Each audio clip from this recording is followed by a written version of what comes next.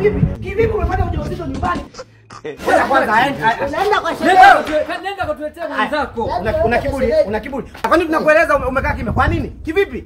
Sasa uende kutafutia huyo ambaye amekupa ujauzito. Uje naye. Mjomba, wewe ndo mkubwa wa familia. Wewe ndo ambaye tunakusikiliza, wewe ndo ambaye tunakuangalia. Kwa hapa cha kwanza lazima tupange mali. Kabisa. Mimi nimeanza na pointi yangu ya msingi. Bila bilioni 500 binti yetu. Kabisa. Linda alivunja simu yangu. Umeona sasa Atalipa simu. nitakuwa sisi katika jambo litatoa katika maisha. Kwani nimepiga mtu wangu? Kwani nimempiga mtu wangu? Hamna, sio kwamba tumempiga kwa jambo kwa sababu kwa makusudi. Sisi tumempiga kwa sababu mimi huyu ni binti yangu. Alipata ujauzito akiwa nyumbani. Kwa hiyo lazima sasa nimuonyeshe discipline kidogo, nimpiga. Kisha tu tumempiga, akamtafuta nani aliyempa ujauzito. Mjaribu mtoto. Kwani tuwasaidie? Sikiliza bwana.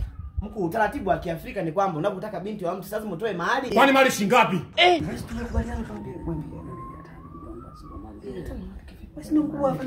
Mnataka shilingi? Ndawavunja mimi. Ndawavunja mimi. kuvunjana kiku. Mnanijua vizuri, mnataka shilingi ngapi? Kuvunja nini tena Ah, mnataka shilingi ngapi? Mjomba wake mkubwa. Mwambie mjomba wake ndo mkubwa. Basi mwambie. Anaonekana hana akili vizuri. Huyu nimeoa bure. Mkuu, tutakutumia hata message. Oh my